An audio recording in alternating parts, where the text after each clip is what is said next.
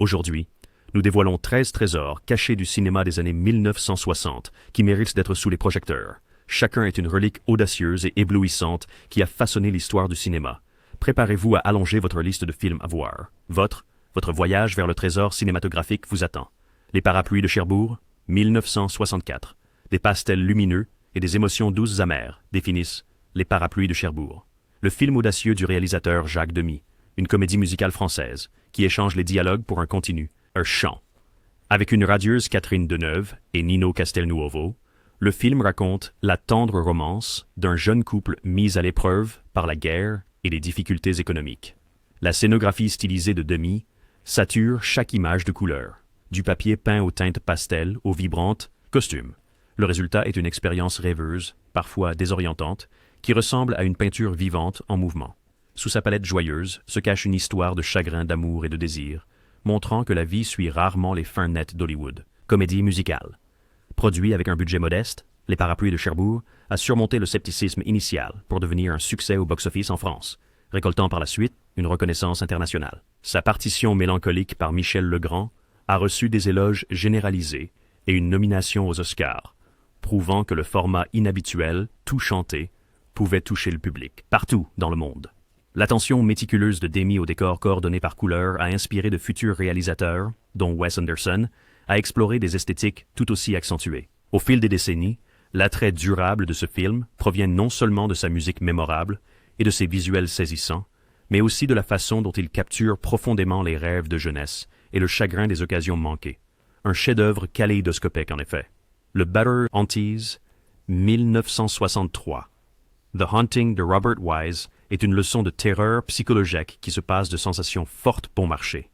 Adapté du roman de Shirley Jackson, The Haunting of Hill House, le film se concentre sur 4 individus enquêtant sur des phénomènes paranormaux dans une vaste demeure malveillante. Manoir.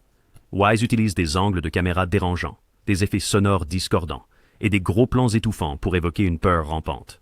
Plutôt que de s'appuyer sur le gore, The Haunting explore les peurs et les insécurités des personnages, brouillant la frontière entre le surnaturel et le psychologique. Julie Harris ancre le film avec une performance silencieusement tourmentée, transformant la maison hantée en une inquiétante extension d'elle-même. Psyché. Tourné en noir et blanc austère, The Haunting cultive une atmosphère d'inquiétude perpétuelle, à travers des voix chuchotées et des coups menaçants sur les murs qui restent délicieusement invisibles. Son budget modeste de moins d'1 million de dollars a été bien dépensé pour des décors inquiétants, des escaliers tordus, des corridors ombragés et des portes mouvantes. Panneaux. Les critiques ont applaudi la tension nuancée, mais le grand public de l'époque, attendant des chocs plus évidents, est d'abord négligé auparavant. Au fil du temps, sa réputation a grimpé en flèche, influençant des réalisateurs comme Steven Spielberg et Martin Scorsese, qui l'ont tous deux cité parmi les films les plus effrayants jamais réalisés. Si vous avez envie de frissons qui persistent longtemps après le générique, Hill House vous invite à entrer. Second, 1966. Réalisé par John Frankenheimer, Second est une exploration troublante de l'identité et du regret enveloppé dans l'éclat de la science-fiction horrifique. Un banquier d'âge moyen, Arthur Hamilton, se voit proposer une procédure radicale par une organisation secrète, simuler sa mort, reconstruire son visage et recommencer sa vie en tant que Tony Wilson, Rock Hudson. Bien que rajeuni en apparence, Arthur découvre bientôt que la réinvention apporte ses propres tourments. Filmé en noir et blanc saisissant, Seconds utilise des objectifs fisheye et des prises de vue désorientantes pour refléter la désintégration psychologique d'Arthur. Le résultat est une histoire fiévreuse qui remet en question la possibilité de fuir véritablement qui nous sommes ou les choix que nous avons faits. Bien que Rock Hudson soit connu pour des œuvres plus légères, son interprétation ici est à la fois audacieuse et profondément émouvante. Initialement éclipsé par ses comédies romantiques antérieures, ce rôle a révélé un acteur capable d'une vulnérabilité brute.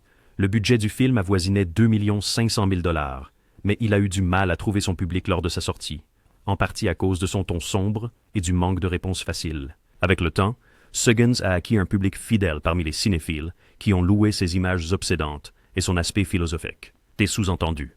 Aujourd'hui, il est considéré comme un classique de mise en garde sur le prix de poursuivre l'illusoire. Perfection, réaffirmant qu'aucune chirurgie ne peut guérir une conscience blessée. Point Blanc, 1967. Point Blanc, réalisé par John Boorman, est un film néo-noir tranchant qui a fusionné le machisme brut des thrillers criminels des années 60 avec un style avant-gardiste, presque rêveur. Still, Lee Marvin incarne Walker, un criminel trahi cherchant à se venger de la syndicate de l'Underworld qui l'a doublé. Ce qui distingue ce film des typiques films de braquage, c'est le flair expérimental de Boorman, des coupes brusques, des flashbacks et une chronologie disjointe qui brouille la réalité. Alors que Walker traverse un Los Angeles stérile encadré par une architecture moderniste austère, sa mission obsessionnelle se transforme en une quête existentielle troublante, faisant de Point Blank autant une exploration de l'identité et de l'aliénation qu'une histoire de vengeance. Marvin, au sommet de son personnage de dur à cuire, insuffle à Walker une intensité implacable. Avec un budget de 2 millions de dollars, Boorman a utilisé un montage précis et une palette de couleurs fascinantes qui juxtaposent des paysages californiens lumineux avec des intérieurs nocturnes sombres. Le film a eu du mal au niveau national, éclipsé par des sorties de studio plus tape à l'œil. Pourtant, les critiques ont rapidement reconnu sa structure narrative audacieuse. Les publics internationaux ont loué son style frappant, précurseur de l'expérimentation des années 1970 dans le cinéma américain. Même Steven Soderbergh a cité Point Blank comme une influence, célébrant son ambiance sombre et ses dialogues minimalistes. Si vous avez envie d'un coup de poing psychologique élégant dans votre thriller criminel, voici votre train à grande vitesse. The Swimmer, 1968. Adapté de la nouvelle de John Cheever, The Swimmer est une odyssée surréaliste à travers le malaise suburbain. Burt Lancaster incarne Ned Merrill, un homme apparemment sûr de lui qui apparaît au bord de la piscine dans un quartier huppé du Connecticut. Il déclare qu'il rentrera chez lui à la nage, via les piscines de ses amis et connaissances, chaque arrêt devenant une confrontation avec son passé. La mise en scène de Frank Perry reflète l'esprit désordonné de Ned. Ce qui commence comme un exercice fantasque de passage de piscine en piscine se transforme rapidement en quelque chose de plus sombre, exposant les illusions de la prospérité américaine. La performance magnétique de Lancaster passe du vibrant au désespéré, permettant au spectateur d'assister à un dépouillement lent et douloureux de la façade d'un homme. La production a rencontré des obstacles, dont des conflits créatifs qui ont conduit à l'intervention de Sidney Pollack pour retourner certaines scènes, sans être crédité. Le film avait un budget moyen qui a explosé en raison de ces changements, échouant finalement à attirer un large public. Les critiques étaient partagées. Certains l'ont trouvé comme une fable morale hypnotique, d'autres l'ont rejeté comme prétentieux. Au fil du temps, The Swimmer a acquis un statut culte parmi les fans attirés par sa qualité onirique et sa critique acerbe de la prétention des banlieues. À parts égales, drame psychologique et énigme existentielle, il reste une représentation peu orthodoxe de la quête de rédemption d'un homme. Les Innocents, 1961. Enveloppé d'une tension fantomatique, The Innocents adapte le tour d'écrou de Henry James avec une précision troublante. Deborah Kerr incarne Miss Giddens, une gouvernante chargée de s'occuper de 2 orphelins dans une région reculée d'Angleterre. Domaine. De mystérieuses apparitions surgissent et le comportement des enfants oscille entre l'angélique et l'inquiétant, laissant les spectateurs se demander si des forces surnaturelles ou la psyché de Miss Giddens sont réellement en jeu. Le réalisateur Jack Clayton utilise la cinématographie en profondeur de champ pour encadrer chaque couloir, pièces éclairées à la bougie et jardins chargés de statues comme un domaine menaçant où le moindre mouvement d'ombre suscite la peur. Au fur et à mesure que le film avance, l'ambiguïté se resserre, alimentant une atmosphère singulièrement inquiétante. Ambiance. Tourné en cinémascope noir et blanc lumineux, Les Innocents reposent sur l'insinuation plutôt que sur l'horreur explicite. Kerr offre une performance nuancée, oscillant entre une chaleur maternelle et un soupçon perturbé. Avec un budget proche d'1 million de dollars, la production a privilégié des décors somptueux qui semblent pourtant claustrophobes, des couloirs résonnant aux illuminations lunaires, lacs. Bien que ce ne soit pas un succès au box-office lors de sa sortie, les critiques ont salué sa fidélité littéraire et sa complexité psychologique. Au fil du temps, il a influencé les thrillers psychologiques modernes, prouvant que parfois les frayeurs les plus puissantes proviennent de formes inexpliquées dans le coin de l'image. Pour les amateurs de frissons progressifs qui sondent profondément l'esprit, The Innocents reste un phare. Oui, pour The Collector, 1965. Le Call. The Collector de William Wyler attire les spectateurs dans un scénario silencieux mais déchirant. Terence Stamp incarne Freddie Clegg, un collectionneur de papillons reclus qui kidnappe une étudiante en art, Miranda, Samantha Egger, avec l'intention de la garder comme l'un de ses spécimens de collection. Contrairement aux thrillers habituels sur les otages, The Collector est un duel psychologique latent. La tension provient du calme inquiétant dans les yeux de Freddie et des tentatives désespérées de Miranda pour manipuler, supplier ou ruser avec son ravisseur. Wyler, célèbre pour des épopées comme Ben-Hur, concentre ici son attention sur un décor claustrophobe, une cave transformée où la ligne entre victime et ravisseur se déforme dans un ballet inquiétant. de pouvoir et de peur. Malgré son intrigue troublante, le film demeure curieusement intime, porté par la lutte des volontés entre Stamp et Egger. Avec un budget modéré proche d'1 million de dollars, Wyler a investi dans un décor subtil, s'assurant que chaque ombre, porte verrouillée et détails décoratifs reflètent le sens déformé de l'ordre de Freddy. Bien que éclipsé par des sorties plus flamboyantes des années 1960, The Collector a reçu des éloges de la critique, remportant à Egger le prix de la meilleure actrice à Cannes. Au fil des ans, il est devenu un modèle pour les thrillers psychologiques qui mettent l'accent sur la conversation et le jeu du chat et de la souris émotionnelle plutôt que sur le gore. Provoquant et profondément inconfortable, ce film est un rappel frappant que le mal peut porter poli. Face, Black Sabbath, 1963, anthologie d'horreur.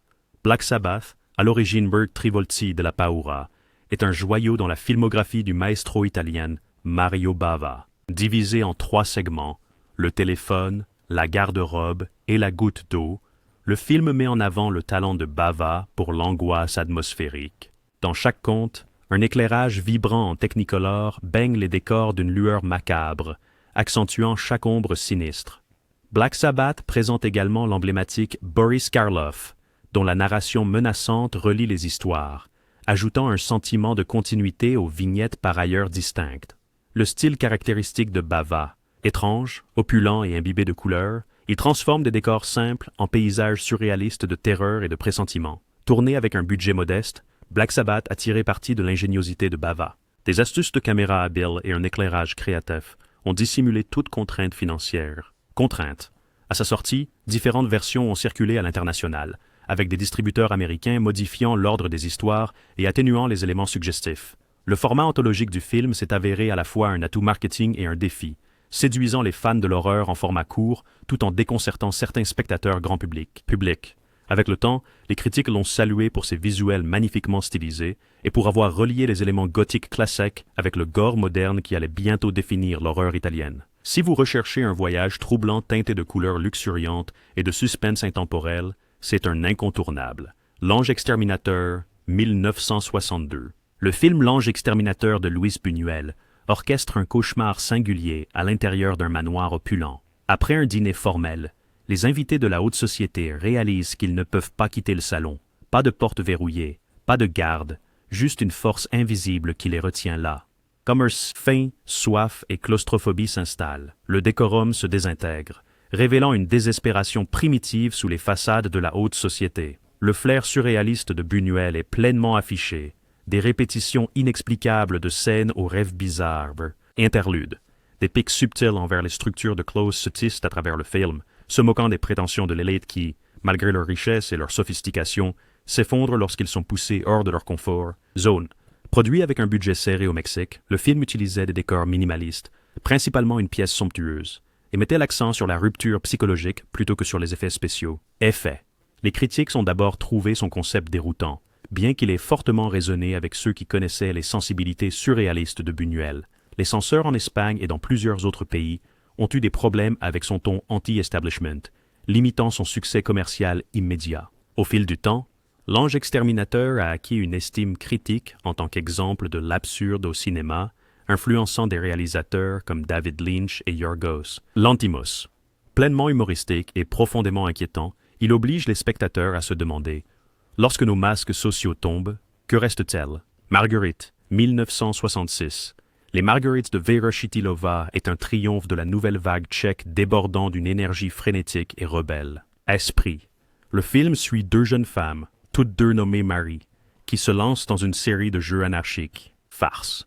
Évitant la narration conventionnelle, Chytilova inonde l'écran de couleurs kaléidoscopiques, de coupes franches radicales et de changements de ton erratique. Sous le vernis fantaisiste se cache une critique sournoise du consumérisme et de l'objectivation féminine, faisant de Daisy une expérience de forme et une farce féministe subversive. Déclaration.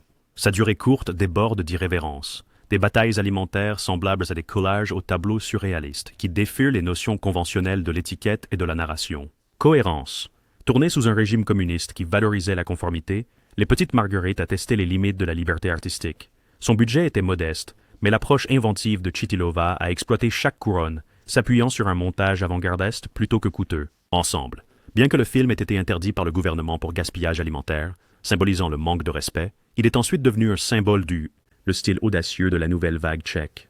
Les festivals internationaux ont fini par reconnaître son audacieuse créativité, élevant le statut de Tchichalova en tant que réalisatrice pionnière.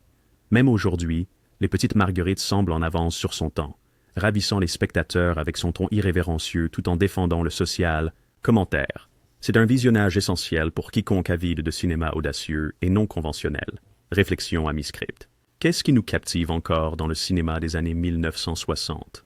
À première vue, cette décennie semble se situer à la frontière du glamour de l'ancien Hollywood et d'une nouvelle vague d'expérimentation. Les studios ont dû s'adapter aux goûts changeants du public et les réalisateurs ont commencé à déployer leur créativité de manière inédite. Alors que les épopées à gros budget et les géants du box-office dominaient les gros titres, pensez à La Mélodie du Bonheur ou Lawrence d'Arabie. Les années 60 étaient aussi un terreau pour des projets plus audacieux et intimes qui défiaient le grand public. Attente. L'émergence des nouvelles vagues européennes, françaises, tchèques, britanniques a insufflé au cinéma mondial des voix et des styles nouveaux, remettant en question les formules lisses qui avaient prévalu depuis l'âge d'or. Pendant ce temps, aux États-Unis, des réalisateurs avant-gardistes expérimentèrent la forme, les sujets et les dispositifs narratifs. Cette tension entre tradition et rébellion a donné naissance à un tourbillon de trésors moins connus maintenant reconnus comme des joyaux cachés, des étapes essentielles pour les décennies de cinéma qui ont suivi. Les chercheurs en cinéma citent souvent l'assouplissement des codes de censure dans les années 60 comme un catalyseur pour la créativité. Expérimentation. Alors que le code de production strict aux États-Unis commençait à perdre son emprise, les cinéastes osaient aborder des thèmes plus complexes, l'horreur psychologique, les troubles sociaux, la libération sexuelle. De l'autre côté de l'Atlantique, les auteurs européens, non entravés par les contraintes commerciales d'Hollywood, exploraient des territoires inexplorés, angoisse existentielle, relations tabous et satire sociale mordante. Le résultat? Une tapisserie incroyablement riche d'expressions cinématographiques qui se perdaient parfois sous les mastodontes culturels de l'époque. Ce sont ces chefs-d'œuvre marginaux, comme l'ambiguïté glaçante de The Innocents ou la subversion vibrante de Daisy, qui ont révélé la véritable essence de la décennie. Profondeur. Lorsque nous les analysons, nous voyons des lignes directes influençant les mouvements ultérieurs, le grain tonal du Nouvel Hollywood des années 70, l'audace du cinéma d'art et d'essai des années 80 et la conscience postmoderne des années 90 et au-delà. Pourtant, les pépites cachées ne le sont pas en raison d'une qualité inférieure. Qualité. Souvent, ils passent à travers les mailles des accords de distribution, des goûts culturels ou des budgets marketing. Un film comme Seconds, par exemple, a été éclipsé par son intrigue qui défie les genres et par le passage de Rock Hudson, de l'idole romantique au protagoniste torturé. Point Blank et The Haunting ont de même brisé les moules, mais ne correspondaient pas à des angles promotionnels faciles. Ce n'est qu'après coup, grâce aux historiens du cinéma, aux fans dévoués et aux réévaluations critiques que ces œuvres sont saluées comme des points de tournure cruciaux. Point. Ils repoussent les limites de la narration visuelle, abordent des questions sociales négligées, ou offrent simplement des expériences cinématographiques audacieuses, loin du grand public. Formule. Pour ceux qui osent s'aventurer hors des sentiers battus, ces films servent de rappel vivant que l'âme du cinéma réside souvent là où les intérêts commerciaux n'osent pas s'aventurer, capturant une honnêteté brute ou une brillance expérimentale que les blockbusters à large public pourraient diluer. Les changements technologiques ont également laissé une empreinte sur le cinéma des années 1960. Alors que la couleur devenait plus répandue, certains réalisateurs s'attachaient délibérément au noir et blanc pour des raisons esthétiques ou thématiques, comme on le voit dans The Innocent. Les contraintes budgétaires ont conduit à des solutions innovantes. Mario Bava a utilisé des techniques d'éclairage audacieuses dans Black Sabbath pour amplifier l'effroi sans décor coûteux. Les réalisateurs européens de Tchécoslovaquie, d'Italie et de France ont trouvé des moyens d'évoquer l'émotion grâce à la cinématographie à la main et au montage elliptique, transformant les contraintes en caractéristiques stylistiques. Même de petits détails, comme l'utilisation de musique minimaliste ou l'éclairage naturel, conféraient à ces films une authenticité qui transcendait l'époque typique. Glamour. De telles innovations ont ouvert la voie au réalisme brut qui allait définir le nouvel Hollywood américain. Mouvement lorsque des réalisateurs comme Martin Scorsese et Francis Ford Coppola ont cité des influences européennes dans la création de leurs propres œuvres révolutionnaires. À bien des égards, ces films moins célébrés des années 60 étaient des indicateurs montrant le chemin vers un cinéma plus audacieux. Avenir. Une autre raison pour laquelle ces joyaux restent essentiels est leur capacité à parler à travers les générations.